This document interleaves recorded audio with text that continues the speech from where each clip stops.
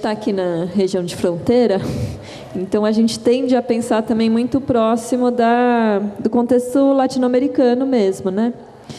E eu tenho é mais uma percepção assim intuitiva do que algo sistemático, mas a impressão que eu tenho é que nos anos 60 e 70, a literatura brasileira se pensava mais junto num conjunto latino-americano, diálogos, pontes com redes, inclusive de amizade entre escritores, e que nos anos 80, mais ou menos, houve um mergulho maior, não só no Brasil, né, mas os escritores em cada país, no contexto latino-americano, se voltaram mais para as socialidades nacionais. E que, mais recentemente, essas pontes têm se aberto de novo. Novos fluxos, a gente percebe, inclusive no Flores Artificiais, né?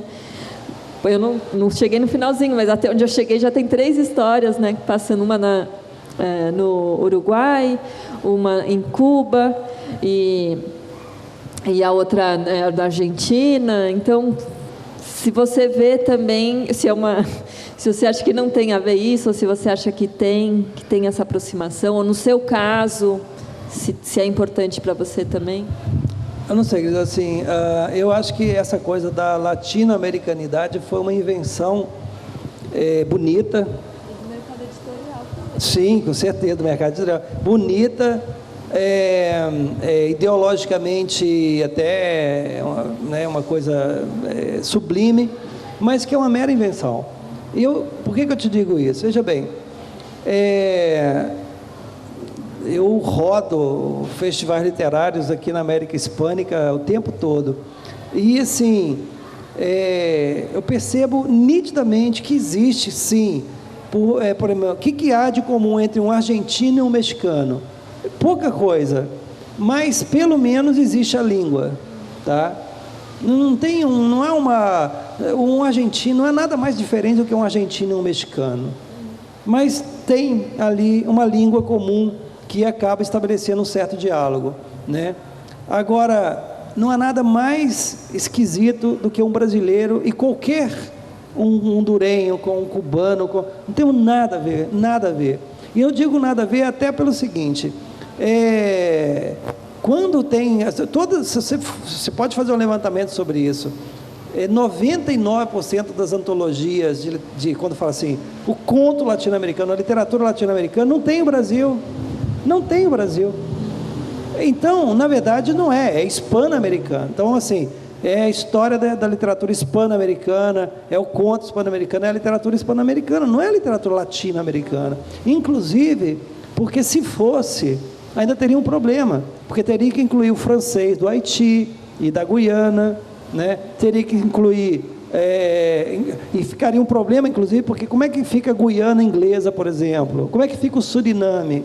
Entendeu? Então, assim, primeiro de cara é um problema, então isso é uma invenção. Segundo, nós somos tão longe desse universo dos hispano-americanos, que eu já estive em mesa de escritores, portanto não de pessoas ignorantes, mas de escritor, que escritor é ignorante também, né? Mas enfim, eu tive mesas com escritores, que aí alguém do público, era uma mesa sobre exatamente esse tema. Aí alguém do público pergunta, mas então, por favor, me digam, afinal, o que une essa tal de América Latina? Aí um colega meu falou assim, a língua. Eu falei, como assim a língua? Eu não falo espanhol. Sabe? Então, assim, até nesse ponto, quer dizer, não acho mesmo. Eu acho que isso é uma invenção ideológica, porque, inclusive, nós brasileiros também não temos nenhum interesse em ser bacana com o povo. Nós temos eles têm um medo danado da gente, porque nós, no Brasil, tem uma vocação imperialista, sempre teve, né? Se vocês pegarem o mapa das Tordesilhas lá, vocês vão ver como é que o Brasil era 1/3 do que é hoje, e esse 2/3 que ele ganhou em cima da América Hispânica, né? E, inclusive, o Acre foi claramente era da Bolívia, nós tivemos o Uruguai aqui, que era nosso, enfim, nós temos uma vocação imperialista, e eles sabem disso, e eles temem isso, né? Então, assim, essa ideia de que somos todos irmãos, não somos nada, somos irmãos porcaria nenhuma. Evidentemente que tem interesses geopolíticos mas esses são interesses de governo. O Brasil tem um problema seríssimo, e aí é um problema nosso, nós brasileiros, é que nós não somos de lugar nenhum, né? Porque se nós não somos América Latina, e não somos, mas também não somos europeus, não somos, também não somos africanos, não somos, e também não somos norte-americanos, não somos. Então o que nós somos? Nada. Então nós temos uma crise de autodefinição permanente, que pode ser boa e pode ser péssima. Eu acho que neste momento é péssima. Pode ser boa. Toda crise de autoconstituição, até na psicanálise é assim, ela pode ser uma porta aberta para a resolução de problemas. Ela pode ser também a porta fechadíssima para você se enterrar de vez nos seus problemas. Então, enfim, eu sinto não concordar com você, mas igual, mesmo no Flores Artificiais, ali tem uma construção política, digamos assim, de um imaginário político, né? Mas que ele existe em função de uma ideia, digamos assim, mais ampla, porque também tem história no Timor-Leste, tem história na Alemanha, né? Então, as histórias são da América Latina aqui, porque, afinal de contas, nós tivemos mergulhados nas ditaduras militares da mesma época, etc. e tal. Mas, por exemplo, a história que se passa na Argentina, na verdade, é uma francesa, né? E a história do uruguaio se passa no Brasil, né? E tem um argentino que está em Beirute, no Líbano. Então é bem conturbado, é mais uma ideia mesmo de brincar com a questão da globalização e de construir uma história política imaginária aqui da América Latina. Eu gostaria de saber como é que você recebe a crítica literária. Sim, eu recebo super bem mesmo, inclusive porque assim, eu tive a sorte, são raras as críticas negativas nos livros. Existem, mas são raras. Mas então agora eu vou voltar à questão, o que é crítica literária? Se a gente pensar em termos de recepção de resenha em jornal, quer dizer, hoje até nisso nós nos mediocrizamos. Praticamente não existe mais, né? Crítica de jornal hoje praticamente não existe. Não tem espaço, não tem especialistas. Você tem um jornal hoje que se dedica à literatura, que é o Rascunho lá de Curitiba, né, daqui de Curitiba, que é o único, e os jornais grandes não têm mais crítica literária, e as poucas vezes que aparece alguma crítica no jornal, não é crítica, é uma apresentação para o leitor do que aquele livro fala, né? Então, ok. Onde que está a crítica literária hoje no Brasil? Está na universidade. E é bom e ruim. É ruim porque a universidade tem pouco diálogo com a comunidade. E, portanto, ela acaba sendo uma crítica autofágica, ela escreve para ela mesma. É bom, por outro lado, porque ela tem digamos assim, salvado. Se não fosse a universidade, nem esse tipo de crítica haveria. Eu tenho sorte, porque eu acho que hoje eu tenho mais ou menos umas 40 teses de mestrado e doutorado defendidas no Brasil, e fora deve ter umas 4 ou 5, e então meus livros são muito bem aceitos e lidos e discutidos na universidade. E então acaba que é bom, eu leio todas que eu tenho acesso eu leio, mas não é nem para saber se está certo ou está errado, que isso é uma estupidez enorme. Eu já vi colegas meus falando, o fulano de tal não entendeu nada. Eu falei, se eu escrevo um livro, tá, que só tem uma maneira de entender o livro, eu sou um fracasso. Não é verdade? Sou um fracasso. Eu quero, assim, que cada leitor me leia um livro diferente. É isso que eu quero, meu desejo é esse. Então, eu não leio para verificar se está certo ou está errado. Eu leio, na verdade, para saber o que eu escrevi. Eu tenho a sorte, uma das teses de doutoramento, acho que há uns 2 anos, ganhou aquele prêmio da CAPES. Foram raras vezes a Letras ganha prêmio da CAPES, né? E ela ganhou o prêmio da CAPES com essa tese dela de doutoramento. Ela é uma venezuelana, e ela fez uma leitura do Inferno Provisório, que é um livro grande meu, que eu descobri um monte de coisa bacana, porque eu não sabia mesmo. Sim, ela me explicou um monte de coisa que eu não sabia. E por isso que eu acho, a crítica para mim, até mesmo a crítica negativa, quando ela não é rancorosa, ou quando ela não é pessoal, porque acontece muito também, né, que ao invés da pessoa atacar o livro, não, ela ataca o autor, ela é boa, porque ela vai me abrir o olho para alguma coisa, né? Então, assim, eu lido super bem com a crítica, eu realmente até hoje eu só tive experiências bastante boas em relação à crítica, muito boa. No exterior, sim, aí você tem crítica de jornal, aí é outra história, realmente assim, às vezes as pessoas escrevem uma página inteira de jornal sobre um livro, sabe? Então, e é profundo, é realmente alguém que leu, que discutiu. Eu acho bonito, quando você está na Europa, alguém vem falar assim, por exemplo, você está no lançamento do livro, aí ele vira para você e fala assim, eu vou ler o seu livro, se eu gostar, depois eu queria fazer uma entrevista com você. Não é lindo isso? Quer dizer, não só primeiro ele vai ler o livro, porque aqui no Brasil as pessoas não leem, e segundo ele falou, se eu gostar, eu vou fazer uma entrevista com você, porque se eu não gostar, nem vai fazer uma entrevista com você, vai perder tempo, tá certo, vai perder tempo para quê? Né? Acho muito legal isso. Muito obrigado pela pergunta. Vou fazer uma pergunta a respeito dos livros digitais. Você acha que tem uma diferença entre o livro físico, de papel, para uma leitura dos livros digitais? Provavelmente seus livros também são vendidos digitalmente, né? Você costuma ler livros digitais? Ou você é só o livro físico, de papel?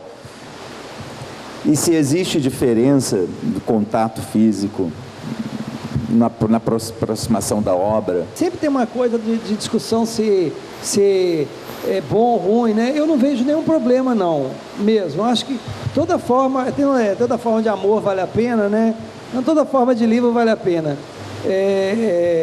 Eu acho que se você puder se isso ampliar o acesso do leitor ao livro, ótimo. Agora, pessoalmente, eu não leio, inclusive porque, como eu disse, eu não tenho celular e, portanto, também não tenho tablet.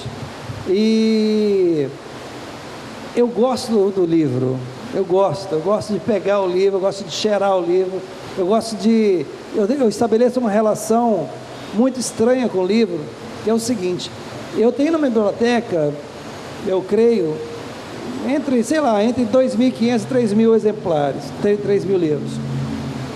Eu sou capaz de, depois que ler um livro, e eu coloco na estante, eu sou capaz de pegar o telefone aqui agora, não o meu, mas vou pegar emprestado aqui da Cris, o telefone celular, ligar para minha casa e falar com a minha filha, olha, por favor, na prateleira tal, do livro mais ou menos no meio, não vou saber exatamente qual é a sequência, também não sou louco, né? Mas mais ou menos no meio, tem um livro tal, você vai abrir e vai olhar as páginas ímpares, na primeira metade dele tem uma citação que eu quero fazer.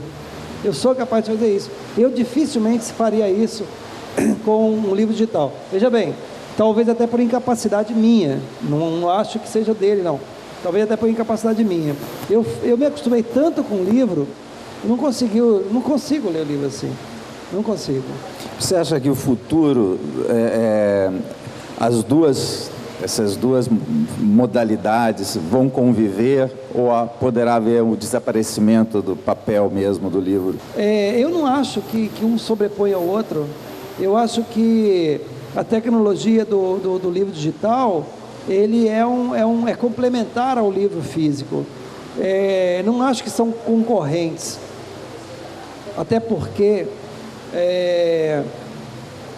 tem livros que vale a pena ir para o digital e tem livros que não vale a pena.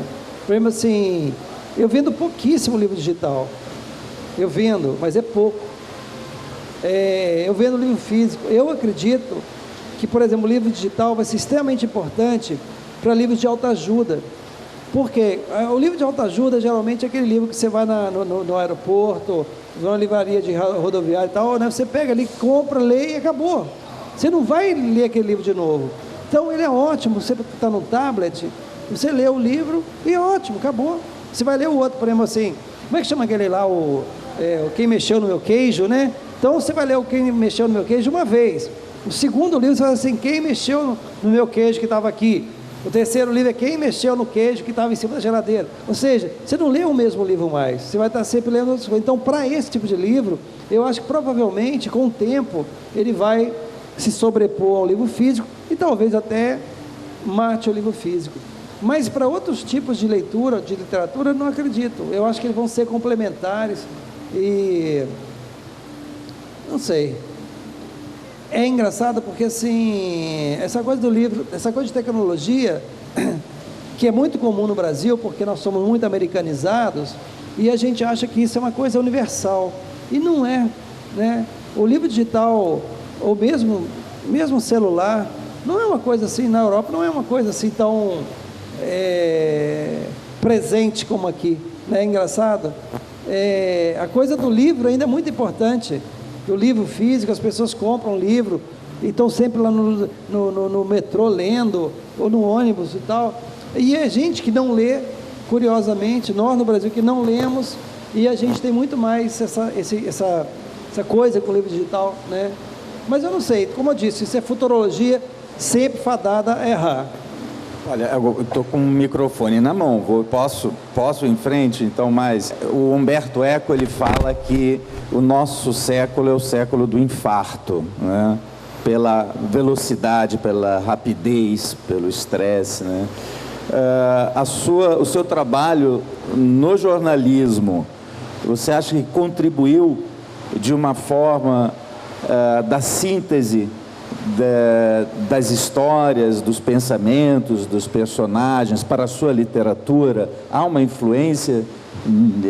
Contribui positivamente, negativamente? Ou são duas aptidões completamente separadas, o jornalista do escritor? Eu não sei, colegas meus falam diferente, assim, no meu caso especificamente, nenhuma, é zero. Assim, o jornalismo era uma coisa, literatura é outra absolutamente diferente, assim, não havia e não há nenhuma contaminação de forma alguma, nem de linguagem, nem de forma, nem de interesse, digamos assim, temático, absolutamente nada. Tanto, e talvez até por isso, como eu fui muito pouco tempo repórter, né? Eu trabalhei sempre como editor, então assim, o meu trabalho com o texto era muito interessante por causa disso, porque eu sabia exatamente o que eu não ia fazer na literatura. Assim, ali eu estava fazendo, transformando a linguagem, medianizando a linguagem para que todo mundo lesse a mesma coisa, né? Na literatura é exatamente o oposto, é complexificar a linguagem porque cada um entenda diferente. Sei. É mais ou menos por aí que eu vejo. Obrigado. E chove. Enquanto não chover pedra, tá bom. Não vai chover pedra hoje não, eu estou aqui. Queria agradecer imensamente a presença do Luiz. Deixou nossa feira mais interessante hoje. Espero que você possa vir nas próximas. É só convidar que eu venho.